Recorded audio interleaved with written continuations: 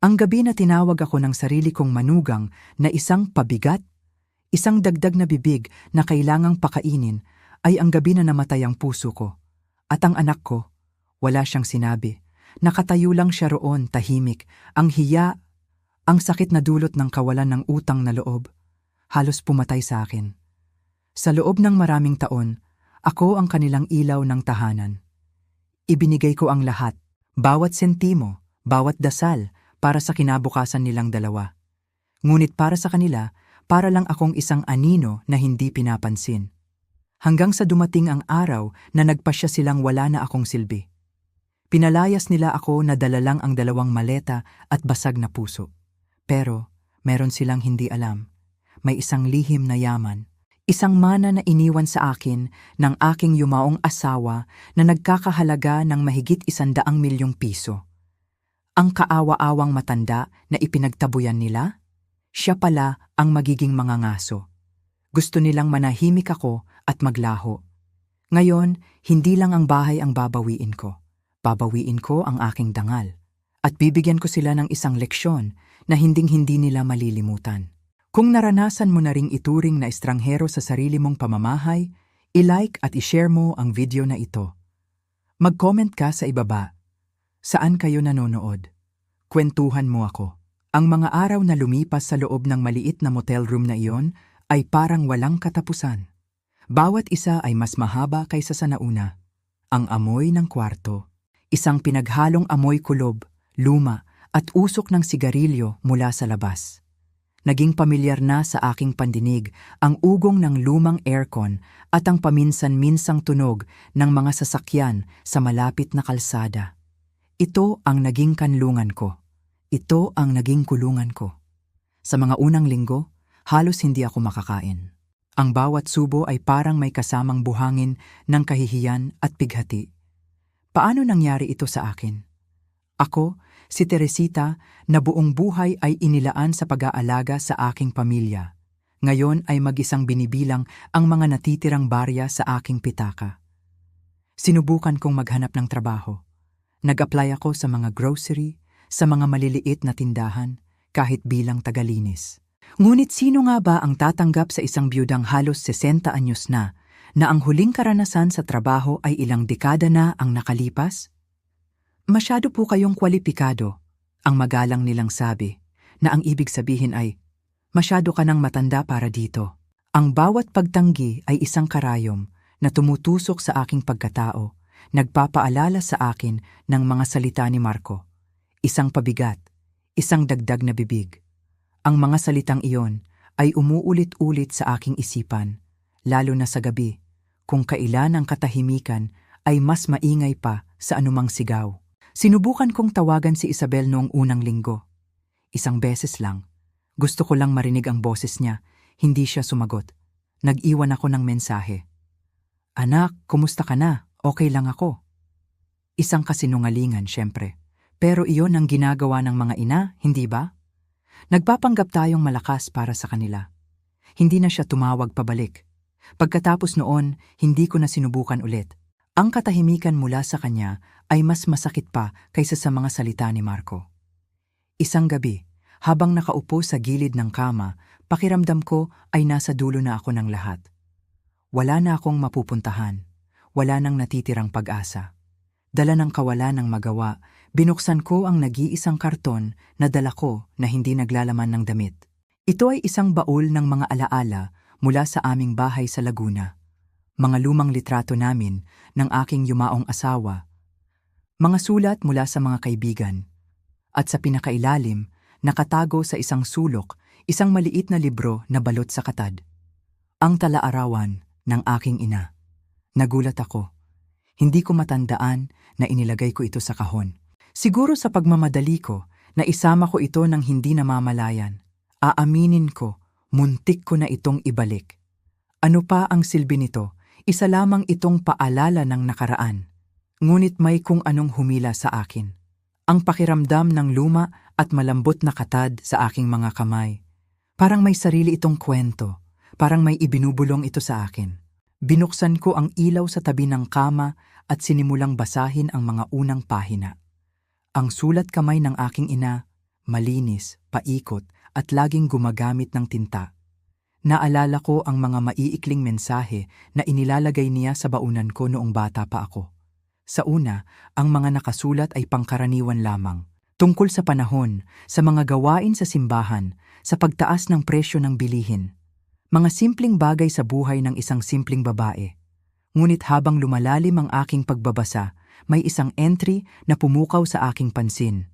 Nakasulat doon ang petsa, Hunyo 15. Dumating na naman siya ngayon, ang nakasulat. Sabi niya, sana iba ang naging sitwasyon. Sana raw ako ang kanyang naging asawa. Ngunit mayroon siyang pamilya, isang negosyo, isang pangalang kailangang protektahan. Ang puso ko ay nagsimulang tumibok ng mas mabilis. Ipinagpatuloy ko ang pagbabasa. Hindi dapat malaman ni Teresita. Kailanman. Sana lang, balang araw, maintindihan niya kung gaano ko siya kamahal. Kahit na isinilang siya mula sa isang pagkakamali at pagnanasa. Binasa ko ito ng 2 beses, 3 beses. Hindi dapat malaman ni Teresita. Ang mga salitang iyon ay parang isang dagok sa aking dibdib. Ano ang ibig sabihin nito? Isang pagkakamali? Nagpatuloy ako sa pagbabasa, ang aking mga kamay ay nanginginig na. Sunod-sunod na mga entry, mga pahiwatig, mga alaala, mga pagkikita sa mga hotel sa Maynila.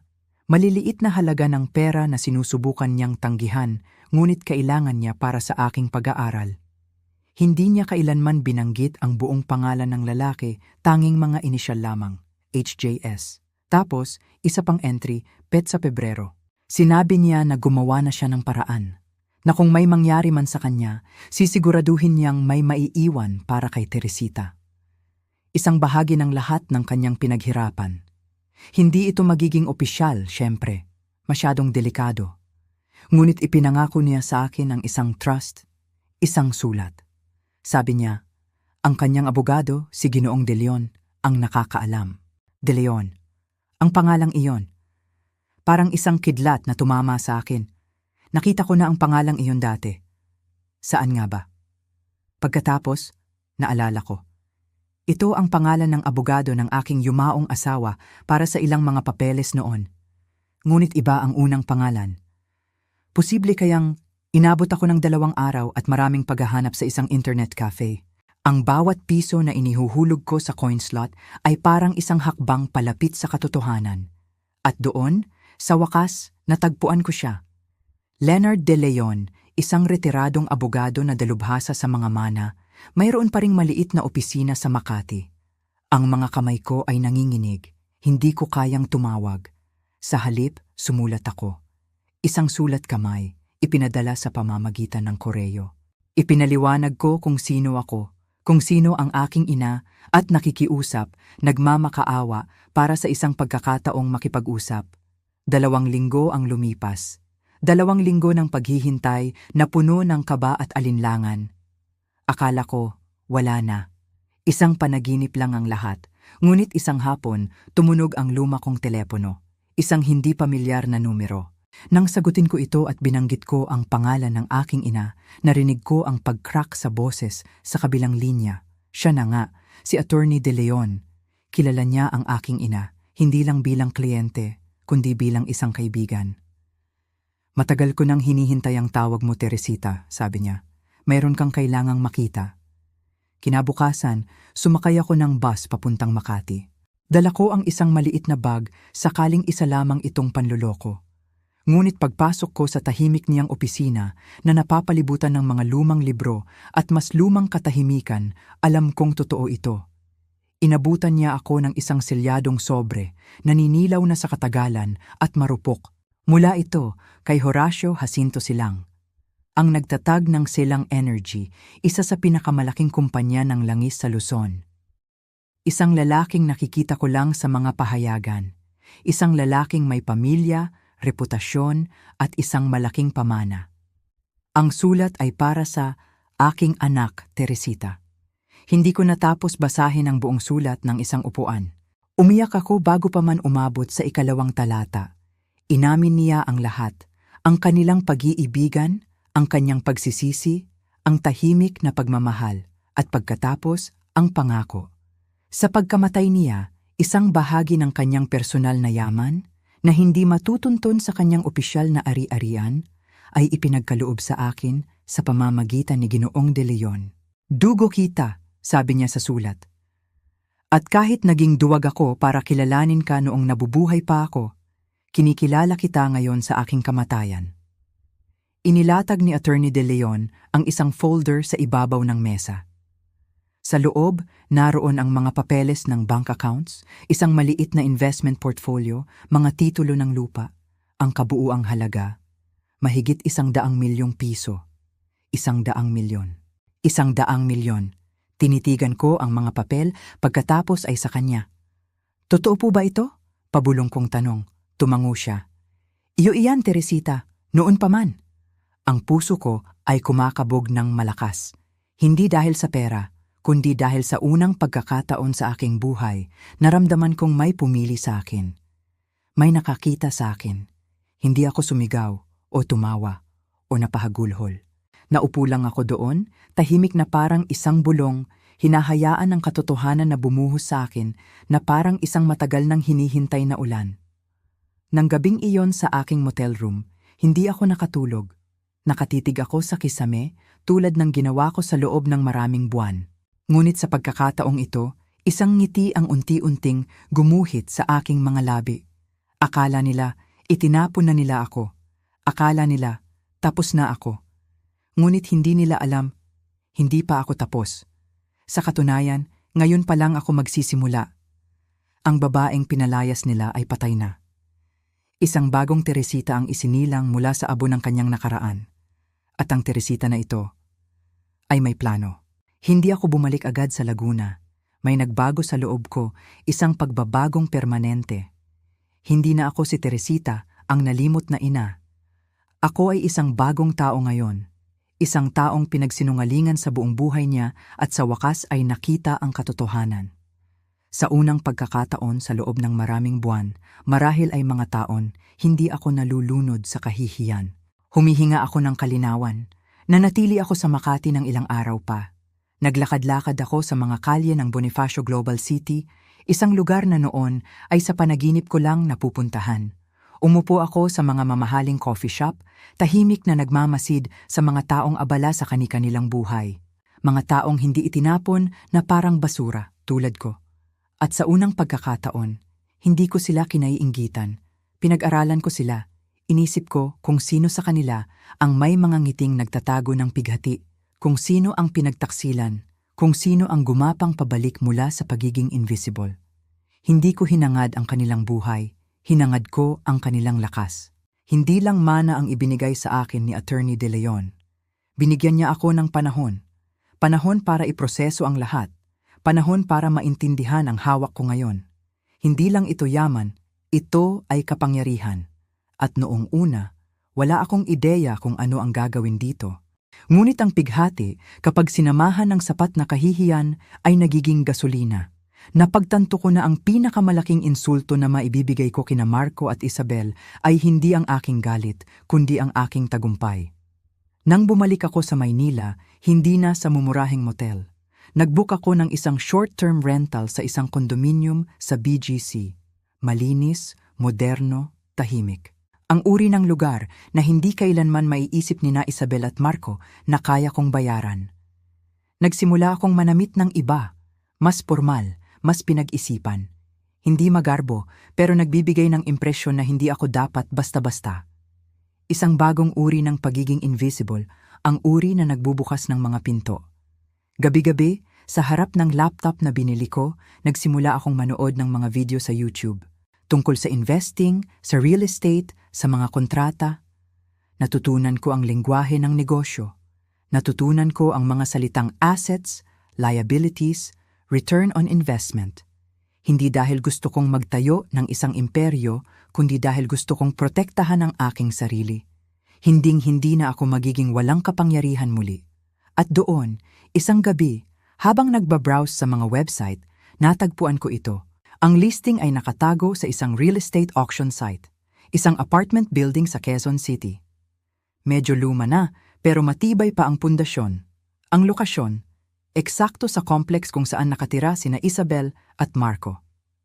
Napaupo ako ng tuwid, nakatitig sa screen, ang puso ko'y kumakabog. Nakalista ito bilang distressed property dahil ang may-ari ay hindi nakapagbayad ng buwis sa ari-arian. Ang auction ay nakatakda sa loob ng 2 linggo. Hindi ako nag-atubili. Kinabukasan, tumawag ako kay Attorney De Leon. Sa tulong niya, gumawa kami ng isang LLC, isang anonymous na kumpanya. Tinawag namin itong TL Holdings para sa Teresita. Simple lang, walang makakahalata.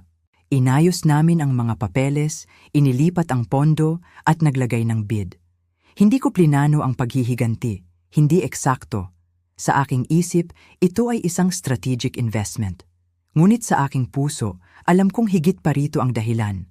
Kukunin ko ang kontrol sa nag-iisang lugar kung saan inakala nilang sila ang hari. Dumating ang araw ng auction. Lahat ay online. Tahimik. Walang nakakakilala sa TL Holdings. Nanalo ako. Simple, legal, at walang sino mang nakakaalam. At ganun lang kadali, pag-aari ko na ang gusali kung saan sila nakatira. Kung saan nila ako pinalayas dala ang 2 maleta at isang hungkag na dahilan. Kung saan nila ako hinamak sa pinakamababang punto ng aking buhay. Naalala ko ang sarili ko na nakaupo sa aking mesa, sa aking bagong apartment, tinitingnan ng titulo. Ibinulong ko sa hangin. Tingnan natin kung paano magbayad ng renta si Marco sa isang bibig na hindi niya kayang pakainin. Isang buwan ang lumipas. Ang mga sulat ng abiso ay ipinadala sa lahat ng nangungupahan.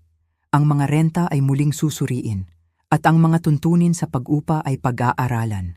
At para kina Marco at Isabel, ang bagong halaga ay triple, hindi doble. Triple. Ang halaga ay batay sa kasalukuyang market value kasama ang mga overdue fees na hindi pinapansin ng dating may-ari. Siguradong sumabog siya sa galit. Hindi ko na kailangang makita para malaman. Ramdam ko ang galit niya mula sa malayo. Pero hindi ito tungkol sa pera.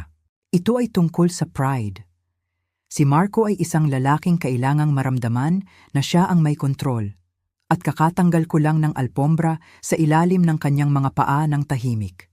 Sinubukan akong tawagan ni Isabel 2 araw pagkatapos ng abiso. Ito ang unang pagkakataon na sinubukan niyang makipag-ugnayan mula noong gabing umalis ako. Hinayaan ko itong mapunta sa voicemail. Narinig ko ang kanyang boses, nanginginig at puno ng pag-aalala. Inay, hindi ko po alam kung nabalitaan ninyo, pero may kakaibang nangyayari. Biglang tumaas ang upa namin, nang sobra. Galit na galit si Marco. Ako? Hindi ko na po alam. Pwede po ba tayong mag-usap? Hindi ako sumagot. Hindi pa ito ang tamang panahon. Ito ay hindi tungkol sa paghihiganti. Ito ay tungkol sa gravity. Kailangan nilang maramdaman ang bigat ng kanilang mga desisyon. Isang gabi, nag-drive ako malapit sa kanilang gusali. Bukas ang kanilang mga ilaw. Nakikita ko ang mga anino na gumagalaw sa likod ng mga kurtina. Si Isabel, naglalakad pabalik-balik. Si Marco sumisigaw, ang kanyang silweta ay hindi maipagkakamali. Pinanood ko sila sandali, pagkatapos ay umalis na ako. Isang bahagi ng aking puso ang nakaramdam ng lungkot. Isang bahagi ang nakaramdam ng katarungan. At isang bahagi, masakit pa rin. Dahil kahit ngayon, alam ko na ang alam ko, hawak ko na ang hawak ko, ibibigay ko pa rin ang lahat para lamang mabalik ang anak ko. Ngunit hindi ang anak na kasama ni Marco, ang anak na pinalaki ko. At alam kong hindi pa yun posible, kaya nanatili akong tahimik at naghintay. Dahil minsan, ang pinakamalakas na katarungan ay ang hindi nagsasalita. At hindi pa ako tapos. Hindi ko na malayan kung gaano kalaki ang ipinagbago ko hanggang sa nakita ko si Isabel sa grocery, 3 linggo pagkatapos ng pagtaas ng upa. Hindi niya ako nakita. Nasa kabilang aisle ako, nagtatago sa likod ng isang estante ng mga delata. Mukha siyang pagod. Hindi lang pagod, pagod na pagod. Ang buhok niya ay nakatali lang ng basta-basta, tulad ng ginagawa niya noon kapag kagagaling niya lang sa iyak. Ang kanyang cart ay halos walang laman, karamihan ay mga murang bilihin. Bigas, itlog, ilang delata na hindi kilalang brand. Dapat sana ay umalis na ako. Pero hindi ko ginawa. Sinundan ko siya ng may distansya, ang puso ko ay kumakabog na, parang may ginagawa akong mali. Huminto siya sa harap ng isang maliit na kahon ng makaroni, pagkatapos ay tumingin sa kanyang telepono. Isang text mula kay Marco, marahil. Ang kanyang mga balikat ay bumagsak. Ibinalik niya ang kahon sa istante. Ang sandaling iyon, dinamdam ko. Hindi dahil naawa ako sa kanya, kundi dahil naalala ko ang batang babae na tumatakbo sa akin umiiyak kapag nadadapa. Ang batang gabi-gabi ay nagpapasama sa akin para tingnan kung may halimaw sa ilalim ng kanyang kama. At ngayon, siya mismo ay kasama ng isang halimaw. Umuwi ako ng araw na iyon at naupo sa sofa ng maraming oras, tahimik. Nakatitig ako sa bintana, iniisip kung paano kami ginawang estranghero ng buhay. Ngunit ipinaalala ko sa aking sarili, ito ay hindi parusa, ito ay resulta.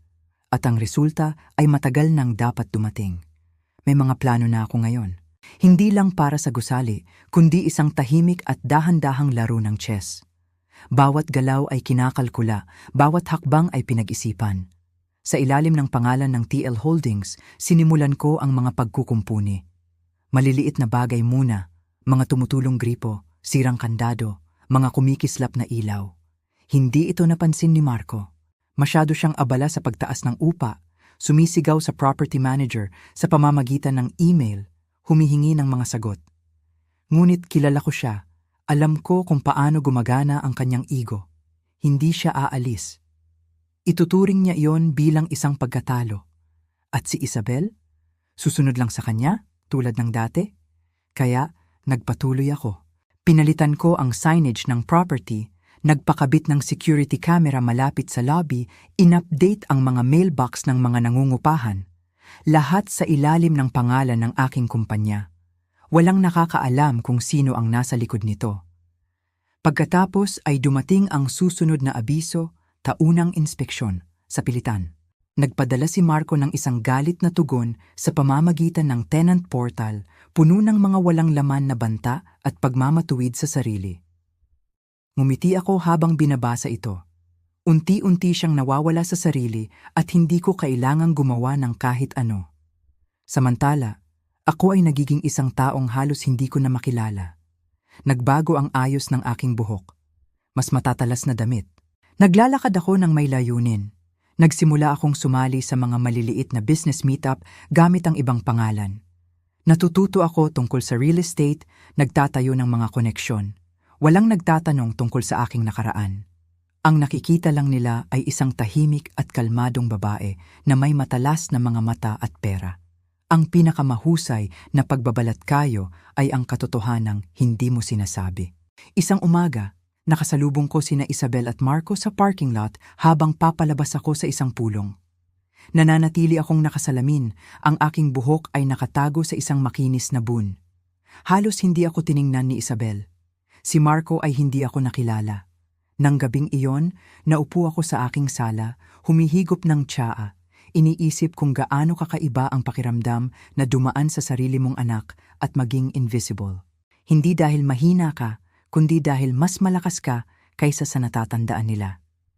Hindi nila ako makita ngayon dahil ang kilala lang nila ay ang bersyon ko na dati nilang kontrolado.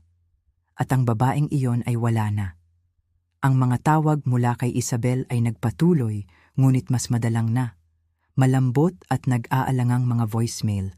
Hi, Inay. Gusto ko lang sanang malaman kung may oras kang makipag-usap. Alam kong komplikado ang mga bagay-bagay. Hindi ko sinagot ang mga ito. Hindi dahil sa kalupitan, kundi dahil kailangan niyang maramdaman ang kawalan na siya mismo ang lumikha. At sa tuwing may pagdududa na pumapasok sa aking isipan, binubuksan ko ang talaarawan ng ak. At sa tuwing may pagdududa na pumapasok sa aking isipan, binubuksan ko ang talaarawan ng aking ina. Binabasa ko ang mga salitang iyon ng paulit-ulit, hindi dapat malaman ni Teresita, kailanman. Ngunit alam ko na ngayon at kasama ng kaalamang iyon ay dumating ang isang uri ng baluti na hindi kayang sirain ng sinuman. Hindi na ako ang babaeng nagmamakaawa na manatili sa ilalim ng kanilang bubong. Ako na ang babaeng nagmamay-ari nito. Palagi kong pinaniniwalaan na ang paghihiganti ay hindi tungkol sa pagpapantay. Ito ay tungkol sa balanse. Katarungan na walang apoy, isang pagwawasto, hindi isang digmaan. Ngunit nang makita ko ang email na tugon mula kay Marco matapos niyang matanggap ang abiso ng pagtaas ng kanyang upa, aaminin ko, Isang maliit na kislap ng kasiyahan ang nag-alab sa loob ko. Ang paksa, rent increase. Ito ay ganap na hindi katanggap-tanggap. Malamang ay isang pagkakamali ito. Triple ang upa namin, iyan ay pangingikil. Hinihiling kong makausap ang sinumang nagmamay-ari ng basurang ito. 3 taon na kaming nakatira dito at hindi kailanman nahuli sa pagbabayad. Ito ay pagnanakaw. Nilagdaan niya ito ng kanyang buong pangalan na para bang may ibig sabihin iyon. Binasa ko ang email ng 3 beses at pagkatapos ay ipinasa ito sa aking property manager na may simpleng tala, mangyaring tumugon gamit ang Standard Clause C tungkol sa market rate adjustments, walang espesyal na pagbubukod. Si Marco ay hindi lang galit, siya ay tuliro. Ang kanyang kayabangan ay hindi kailanman nagbigay puwang sa ideya na may isang taong maaaring daigin siya. Sanay na siyang laging may kontrol, kaya't ang ideya na sumagot sa isang walang mukhang landlord ay nagdulot sa kanya ng kabaliwan. Sinubukan ulit akong tawagan ni Isabel ng gabing iyon. Iba na ang voicemail. Walang pagkukunwari. Inay, alam kong hindi mo sinasagot, pero kailangan ko po talagang makipag-usap sa inyo. Mahirap po ang sitwasyon ngayon. Galit si Marco, ibinubunton niya sa lahat. Sinusubukan naming ayusin ang mga bagay-bagay. Ako, namimiss ko na po kayo. Totoo po. Nabasag ang kanyang boses sa dulo. Sa isang sandali, ang aking mga daliri ay lumayang sa screen. Maaari ko siyang tawagan pabalik. Sabihin sa kanya na magiging maayos ang lahat, na aayusin ko ang lahat. Ngunit hindi ko ginawa dahil hindi maayos ang mga bagay-bagay at hindi ko maaaring patuloy na ayusin ang mga gusot na siya mismo ang tumulong na likhain. Hinayaan ni Isabel na itapon ako ni Marco na parang wala akong halaga, na parang isang bayarin na hindi nila kayang bayaran. At ngayong nasa kanya na ang pressure, naalala niya kung paano i-dial ang numero ko. Hindi. Hayaan siyang manatili sa katahimikan ng kaunti pa. Nang sumunod na linggo, pinahintulutan ko ang karagdagang mga pag-upgrade sa property. Bagong pintura sa labas, ilaw sa pasilyo, mga pagpapabuti sa landscaping. Ang upa ni Marco ay hindi lamang isang parusa. Ito ay pondo para sa mga pagpapabuti para sa ibang mga nangungupahan. Iyon ang kabalintunaan. Lahat ng iba ay nakikinabang. Siya lang ang hindi nakakakita nito. Nagsimula siyang mag-iwan ng mga galit na sulat sa ilalim ng pinto ng opisina. Mahina ang pressure ng tubig, nagtambak ang basura. Kung ito ang binabayaran namin, isang malaking biro ito. Bawat sulat ay hindi sinasagot. Tumigil si Isabel sa pag-iwan ng mga mensahe. Nagsimula siyang mag-text. Maiikli. Hi po, pwede po ba tayong mag-usap? Kailangan po talaga kita. Tapos, katahimikan ulit. Samantala, pinapanood ko ang mga bank statement na dumarating. Ang TL Holdings ay matatag, kumikita pa nga. Ang ibang mga nangungupahan ay tahimik, magalang at nagbabayad sa oras. Si Marco lang ang maingay at si Isabel ang naipit sa gitna ng bagyo. Ngunit nagbago ang mga bagay nang matanggap ko ang quarterly report mula sa building manager. Kalakip nito ang mga larawan ng unit ni Marco at Isabel. Ang banyo ay may amag, ang mga tile sa kusina ay may lamat, ang mga sulat ay nagtambak sa sahig. Nagtitipid sila, namumuhay ng simple. Dapat sana akong makaramdam ng awa. Sa halip, naramdaman ko ang kalinawan. Hindi lang ito tungkol sa upa. Ito ay tungkol sa kapangyarihan. At si Marco ay mabilis na nawawalan nito. Ang sabi-sabi sa gusali ay nagsimula siyang kumuha ng dagdag na oras sa trabaho. Si Isabel ay nakitang umiiyak sa likurang hagdanan isang hapon ng isa pang nangungupahan. Sila ay nagkakawatak-watak mula sa loob at wala akong kailangang sabihin kahit isang salita. Iyon ang bahaging paulit-ulit kong binabalikan. Sa napakatagal na panahon, ako ang nagmamakaawa na pakinggan. Nagmamakaawa kay Isabel na makita kung ano si Marco, na makita kung ano ang kanyang kahihinatnan sa pananatili sa tabi niya.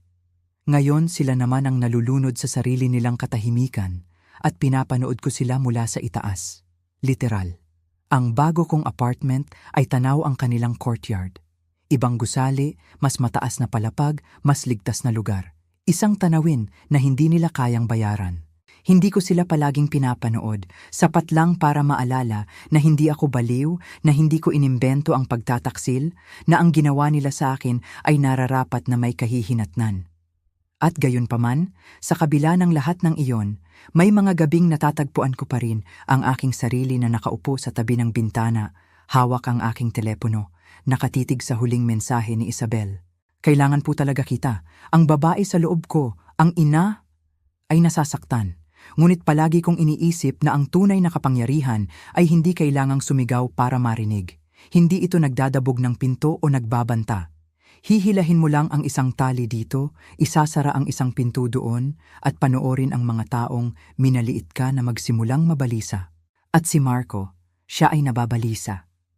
Pagkatapos ng pagbisita ni Isabel, lalong dumilim ang mga bagay sa apartment na iyon. Hindi ko kailangan ng kamera para malaman ito. Mararamdaman mo ang pagguho ng isang tahanan kung makikinig ka lang ng mabuti. Sinabi sa akin ng maintenance team na si Marco ay naging parang wala sa sarili. 2 beses sa isang linggo siyang sumusugod sa opisina ng management, hinihiling na malaman kung sino ang nagmamay-ari ng gusali. Gusto niya ng pangalan, gusto niya ng mukha, gusto niya ng isang taong masisisi. Ang katotohanang wala siyang mahanap na sinuman, iyon ang nagtulak sa kanya sa bingit ng kabaliwan. Nagsimula siyang maghalungkat. Alam kong gagawin niya iyon.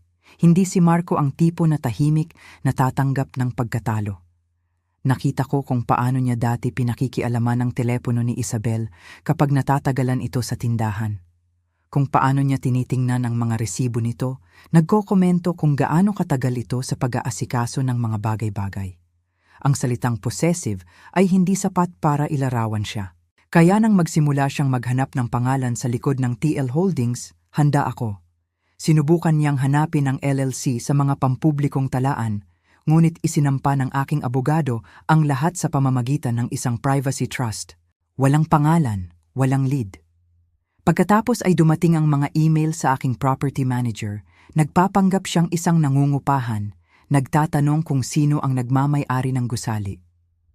Padalos-dalos, desperado. Tumawag pa siya sa opisina ng titulo, nagpapanggap na isang abogado na kumakatawan sa isa pang property. Na-flag ito ng clerk at iniulat ng direkta sa amin. At nang mabigo ang mga ugat na iyon, bumaling siya sa loob kay Isabel. Hindi ko alam kung ano ang eksaktong nangyari, ngunit isa sa mga kapitbahay ang tumawag sa opisina ng management at nagtanong kung maaaring may sumilip sa mga harmon. Sabi niya, nakarinig siya ng nabasag na salamin, matataas na boses, ang uri ng galit na hindi lang nagmumula sa mga bayarin, kundi nagmumula sa takot. Umakyat doon ang maintenance man. Walang sumagot, ngunit sa siwang ng pinto, naririnig niya si Marco na naglalakad pabalik-balik, bumubulong at si Isabel na umiiyak. Ang katahimikan pagkatapos noon ay mas mabigat kaysa sa sigawan. Ilang araw ang lumipas, nakatanggap ako ng isang kakaibang sobre. Walang pangalan sa labas. Walang return address. Sa loob, isang sulat. Alam ko ang ginagawa mo. Akala mo matalino ka, pero hindi mo ako matatakot. Malalaman ko kung sino ka, at kapag nalaman ko, magsisisi ka. Walang pirma, ngunit nakilala ko ang sulat kamay. Ang pagsulat ni Marco ay tulad ng kanyang pagsasalita. Galit, hindi pantay, masyadong mariin sa papel. Naupo ako roon, hawak ang sulat, ang puso ko'y kumakabog. Hindi dahil sa takot, kundi dahil sa alaala. Dahil ibinalik ako nito sa sandaling tumayo siya sa kusinang iyon at tiningnan ako sa mata na parang dumi ako sa ilalim ng kanyang sapatos. Kung paano tumayo si Isabel sa tabi niya, hindi lang tahimik, kundi kasabwat. At ngayon, siya naman ang nangangapa sa dilim, nalulunod sa kawalang katiyakan, sumisigaw sa kawalan. Ito ay makata, ngunit mapanganib din. Kaya lalo kong pinatibay ang aking depensa.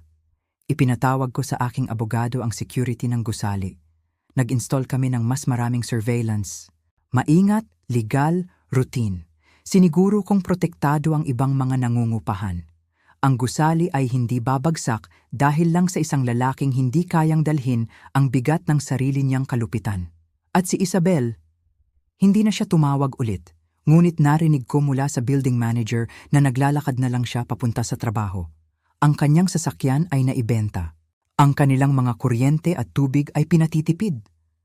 Patay na ang mga ilaw pagsapit ng 9:00 ng gabi.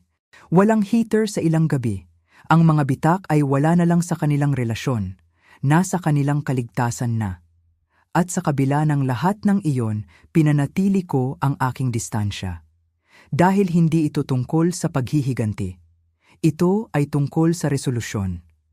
Hayaang lumitaw ang totoong kulay ni Marco hanggang sa mapagtanto niya kung gaano siya kaliit. At hayaan si Isabel na magpasya, mananatili ba siya sa hawla o hahanapin ang susi na inilagay ko mismo sa harap niya? Alam kong hindi pa siya handa, ngunit ang mga pader ay papalapit na at ang mga lihim ay may paraan ng pagtagas sa mga bitak. Hindi ko inaasahan ang katok sa aking pinto ng gabing iyon. Ilang araw ng tahimik. Walang mga email mula sa management, walang mga voicemail mula kay Isabel, walang mga anonymous na banta. Tanging katahimikan. Ang uri na parang isang bagyo na nagkukubli sa di kalayuan, naghihintay. Ngunit nang dumating ang katok, malambot at dahan-dahan, may kumirot sa aking dibdib. Binuksan ko ang pinto. Naroon si Isabel, basang-basa sa ulan. May hawak na isang supot ng grocery na nakayakap sa kanyang dibdib, na para bang iyon na lang ang nagpapanatili sa kanyang pagtayo. Ang kanyang mga mata ay pula at ang kanyang bibig ay bumuka, ngunit walang lumabas na salita. Para siyang naubusan ng salita ilang araw na ang nakalipas. Tumabi ako. Dahan-dahan siyang pumasok, tumutulo ang tubig sa sahig. Binigyan ko siya ng tuwalya at gumalaw kami ng walang imikan. Nagpainit ako ng takure, nagsalin ng 2 tasa ng chamomile tea. Umupo siya sa gilid ng sofa na parang ayaw niyang magtagal, na parang hindi siya karapat-dapat. At marahil, hindi nga. Hindi siya ang taong inakala ko. Sa wakas ay sabi niya. Nanatili akong tahimik. Ibig kong sabihin, alam ko. Isang bahagi sa akin ay palaging alam. Pero sinasabi ko sa sarili ko na stress lang iyon, na kailangan lang niya ng suporta, na kung magiging matiyaga ako, magbabago siya. Muli, wala akong sinabi. Tumingin siya sa akin, nanginginig ang boses. Iniisip niya na may nagta-target sa atin. Obsessed na siya. Tinitingnan niya ang telepono ko, ang mga email ko. Noong nakaraang linggo, sinundan niya ako sa trabaho. Sabi niya, tinitiyak lang niya na hindi ako kasangkot. Isang panginginig ang dumaan sa kanya, at hindi dahil sa lamig. Tinanong niya kung may itinatago ako. Kung kayo ay may itinatagong isang bagay. Natigilan ako.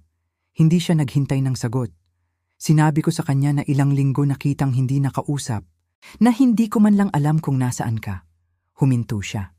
Pero iyon ay isang kasinungalingan. Tinitigan niya ako sa mata sa unang pagkakataon. Nahanap ko ang gusali mo na nakalista sa isang security notice. Parehong management company, nalaman ko. Hindi naman mahirap. Siyempre hindi. Matalino si Isabel. Noon pa man. Ngunit ang pagiging matalino ay hindi laging nangangahulugang matapang. At ngayon, mukha siyang isang taong sa wakas ay nagmulat ng kanyang mga mata at kinasusuklaman ang kanyang nakikita. Hindi pa rin ako nagsalita. Namimiss kita, pabulong niyang sabi. Pero hindi ko na alam kung paano makasama ka pa. Humigpit ang pagkakahawak ko sa tasa. Umalis ka, sabi niya, basag ang boses. At hinayaan kita. Hinayaan ko siyang itulak ka palabas. Sa wakas, nagsalita ako. Hindi, Isabel, hindi mo siya hinayaan. Tumayo ka sa tabi niya. Natigilan siya. Kumurap siya. Ang kanyang mga labi ay bahagyang bumuka na parang gusto niyang itanggi, na ipagtanggol ang kanyang sarili, ngunit wala nang natitirang maipagtatanggol. Tumayo ako, lumakad patungo sa bintana at tumingin sa gabi. Nagmamakaawa ako para sa boses mo ng gabing iyon, sabi ko. Isang salita lang, kahit isa lang, at nanatili kang tahimik. Sa likuran ko, narinig ko ang kanyang pagbuntong hininga. Isang tahimik at basag na tunog. Hindi ko akalain na aabot sa ganito, sabi niya. Akala ko kaya kong hawakan siya. Hindi mo kayang hawakan ang isang lalaking tulad niya. Malambing kong sabi, mabubuhay ka sa tabi niya o iiwan mo siya. Hindi siya sumagot, hindi na kailangan. Naupo kami sa katahimikan ng matagal. 2 babaeng magkadugo, ngunit walang tiwala. Hindi pa. Marahil ay hindi na kailanman. Nang sa wakas ay tumayo siya para umalis. Maingat niyang ibinaba ang tasa. Ang kanyang mga mata ay napapalibutan ng mga luhang hindi pa natutulo. Hindi ako umaasa ng kapatawaran, sabi niya. Kailangan ko lang maalala kung ano ang pakiramdam na maging ligtas. Inihatid ko siya sa pinto. Huminto siya, pagkatapos ay biglang lumingon at niyakap ako. Hindi ko agad sinuklian ang yakap.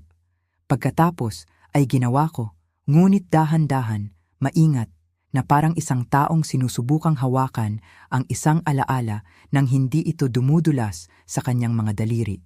Nang kumalas siya, hindi siya nagpaalam. Tinitigan lang niya ako sa huling pagkakataon at umalis.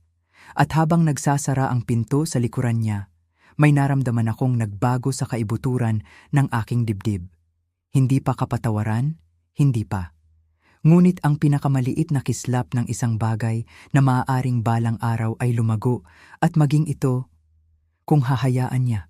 Pagkatapos ng pagpupulong na iyon, ang katahimikan na sumunod ay mas mabigat at mas nakakabingi kaysa sa anumang sigaw ni Marco. Ang hangin sa buong gusali ay tila nagbago. Hindi na ito tungkol sa isang misteryosong may-ari o sa hindi makatwirang pagtaas ng upa. Ngayon, mayroon na itong mukha. At ang mukha na iyon ay sa akin. Ang babaeng itinuring nilang mahina at walang halaga. Si Marco ay umalis sa common room ng gabing iyon na parang isang sundalong natalo sa digmaan. Ang kanyang kayabangan ay napalitan ng maputlang galit. Si Isabel naman ay sumunod sa kanya. Ang kanyang mga mata ay hindi maalis sa akin. Puno ng isang halo ng pagkamangha, takot, at marahil isang kislap ng pagsisisi. Inaasahan ko na ang susunod na hakbang ni Marco. Ang isang taong tulad niya, kapag na-corner, ay hindi sumusuko. Nagiging mas mapanganib siya, parang isang sugatang hayop. Dumating ito sa anyo ng isang email, hindi sa akin, kundi sa aking abogado. Ang paksa. Kailangan nating mag-usap ngayon. Ipinasa ito sa akin ng aking abogado, at binasa ko ang bawat salita ng mabuti. Ang kanyang mga salita ay matatalim, naghihinagpis, at puno ng desperasyon. Alam ko na ang lahat, simula niya. Tungkol sa gusali, tungkol sa mana, tungkol sa maliit na lihim mo kay Silang. Akala mo matalino ka? Akala mo masisira mo ang buhay ko at aalis ka lang na nakangiti? Hayaan mong linawin ko ang isang bagay. Kung hindi mo aayusin ito, kung hindi mo ibabalik ang lahat, pupunta ako sa press. Ang pangalan mo, ang kabit ng nanay mo, lahat. Tingnan natin kung paano mananatili ang iyong mahalagang reputasyon kapag nalaman ng lahat kung anong uri ng pamilya ang tunay na pinagmulan mo. Habang binabasa ko ang mga salita, wala akong naramdamang takot. Tanging isang uri ng malamig na kalmado. Sa wakas, inilabas na niya ang kanyang huling baraha. Ang baraha ng kahihiyan. Ang sandata na ginamit niya laban sa akin sa umpisa pa lang. Ngunit hindi niya alam na pinaghandaan ko na ang sandaling ito mula pa noong araw na binili ko ang gusali. Ang hiya ay nawawalan ng kapangyarihan kapag hindi mo na ito itinatago. Ipini-forward ko ang email sa aking abogado na may isang simpleng utos. Gawin na ninyo. Kinabukasan, nakatanggap si Marco ng isang cease and desist letter. Ngunit hindi lang iyon. Kasama sa liham ang mga talaan ng bawat nagbabantang mensahe na ipinadala niya sa opisina ng property ang mga piniking dokumento na sinubukan niyang isumite sa ilalim ng isang peking law firm at ang mga email na tahimik naming na trace pabalik sa kanyang IP address. Naroon din ang mga reklamo ng mga nangungupahan tungkol sa kanyang pag-uugali, ang mga talaan ng sabotahe sa maintenance at kahit na mga audio clip ng kanyang mga pag-aalboroto sa mga pampublikong lugar sa paligid ng gusali. Hindi namin kailangang magsampa ng kasong kriminal. Isang demanda para sa paninirang puri at panliligalig ay sapat na. Nataranta siya. Alam ko dahil tumawag sa akin si Isabel pagkalipas ng 2 araw. Ang kanyang boses ay nanginginig. Wala na siya. Sabi niya, nag-impeke siya habang nasa trabaho ako. Nag-iwan ng sulat na nagsasabing tinutugis daw siya. Sabi niya, sinira mo raw ang buhay niya. Sinira niya ang sarili niyang buhay. Mahinahon kong sabi. Nanahimik si Isabel sa kabilang linya. Pagkatapos na sinabi niya ang mga salitang matagal ko nang gustong marinig, ngunit ngayon ay may ibang bigat na. Patawad po ulit, inay. Habang buhay kong pagsisisihan na inakala kong karapat-dapat siya sa aking katahimikan. Natakot ka, sagot ko. Naranasan ko na iyan. Pinaliliit ka ng takot pero hindi mo kailangang manatili doon. Sinubukan ni Marco na gumanti. Nag-post siya ng mga hindi malinaw na hinaing sa social media, nagpapahiwatig ng katiwalian at pagtataksil. Hindi siya nagbanggit ng pangalan, hindi niya kayang gawin iyon. Lalo na pagkatapos ng pangalawang sulat mula sa aking abogado na nagbabanta ng legal na aksyon para sa bawat salitang ilalathala niya. Nanahimik siya pagkatapos noon, sa publiko man lang. Sa pribado, alam kong hindi niya malilimutan ang araw na napagtanto niya na ang babaeng pinalayas niya dala ang 2 maleta at isang pagod na mukha ay nagmamay-ari na ngayon ng bubong sa ibabaw ng kanyang ulo, ng kontrata sa ilalim ng kanyang pangalan, at ng mga susi sa bawat nakakandadong pinto na dati niyang isinara sa akin. Si Isabel, sa kabilang dako, ay nagbabago.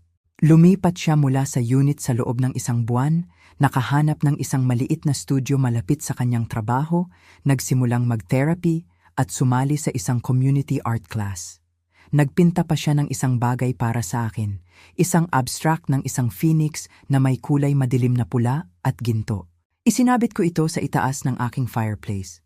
Mas madalas na kaming nag-uusap ngayon, hindi araw-araw, ngunit kapag ginagawa namin, ito ay totoo at tapat.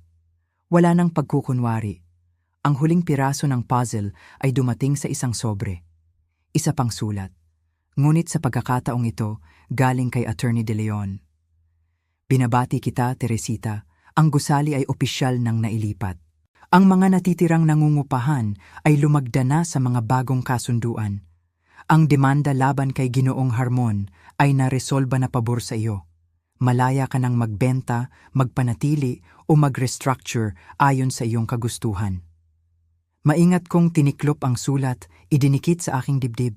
Hindi lang ito tungkol sa pera o ari-arian o paghihiganti. Ito ay tungkol sa katotohanan. Tungkol sa pagbawi sa aking pangalan, sa aking kwento, sa aking lakas. Kinabukasan, tumawag ako sa isang realtor. Handa na akong isara ang huling kabanata at buksan ang pinto sa isang buhay na hindi ko na kailangang pagtiisan. Sa wakas, maaari ko na itong mabuhay sa sarili kong mga tuntunin. Pagkalipas ng 4 na araw mula nang umalis si Marco, muling kumatok si Isabel sa aking pinto. Sa pagkakataong ito, may dala siyang isang bagay sa kanyang mga kamay na nagpalambot sa aking mga tuhod nang makita ko ito. Isang libro. Kupas na katad, sira ang sulok, ang gulugod ay halos hindi na kumakapit. Ang talaarawan ng aking ina. Binuksan ko ang pinto nang walang salita. Pumasok siya, malapad ang mga mata, nanginginig ang hininga. Nakita ko po ito sa aking aparador, sabi niya. Noong huling beses na bumisita ako sa inyo, siguro ay naiwan ninyo ito. Inilagay niya ito sa coffee table na para bang ito ay sagrado. At para sa akin, ganoon nga ito. Binasa ko po, tumigil ang tibok ng puso ko. Hindi ko po sinasadyang manghimasok, nagmamadali niyang sinabi. Pero nakilala ko ang sulat kamay niya. Ako, naghahanap lang po ako ng isang bagay na may katuturan.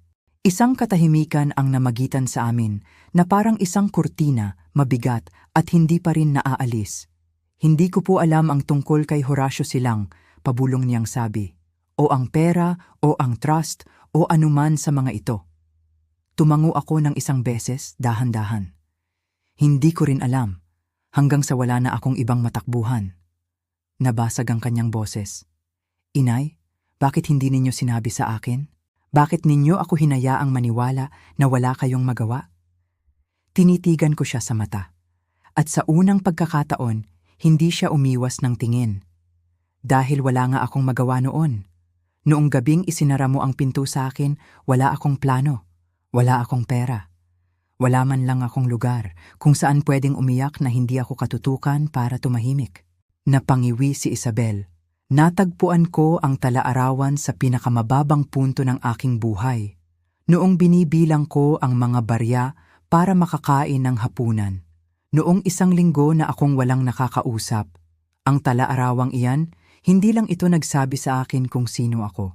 Ipinaalala nito sa akin na mahalaga ako. Na ang aking ina ay hindi lang ako minahal. Ipinaglaban niya ako ng tahimik, nang hindi niya maipakita. Umupo si Isabel, ang mga kamay ay nakakuyom sa kanyang kandungan.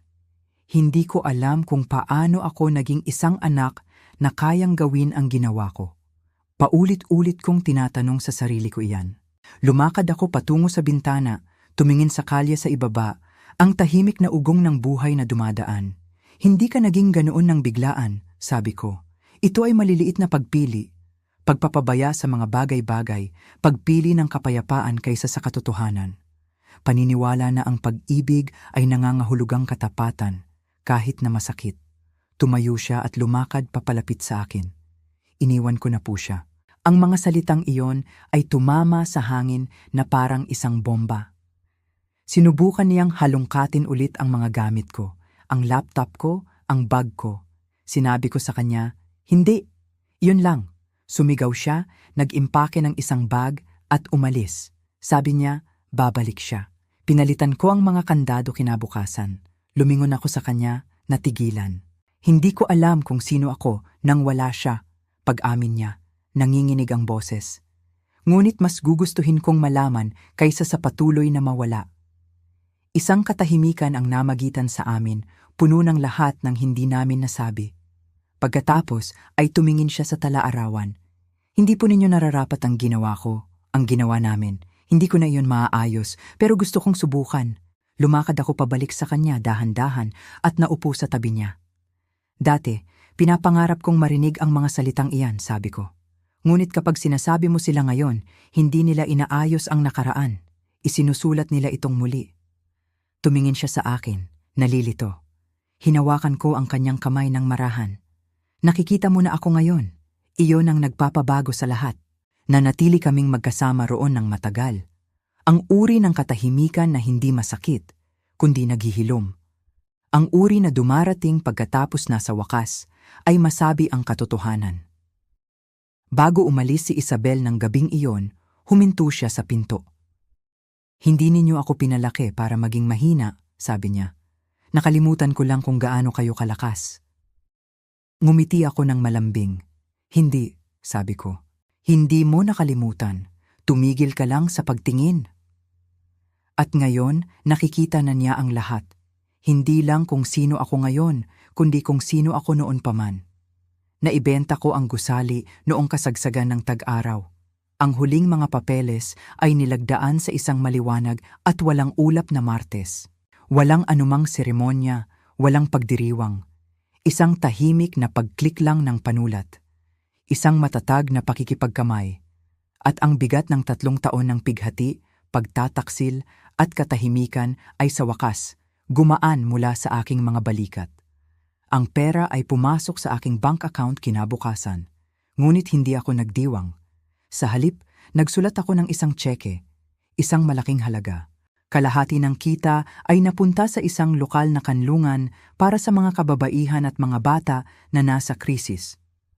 Ang uri ng lugar na sana ay alam kong umiiral noong gabing nakatayo ako sa bangketa, dala ang 2 maleta at walang sino mang matatawagan.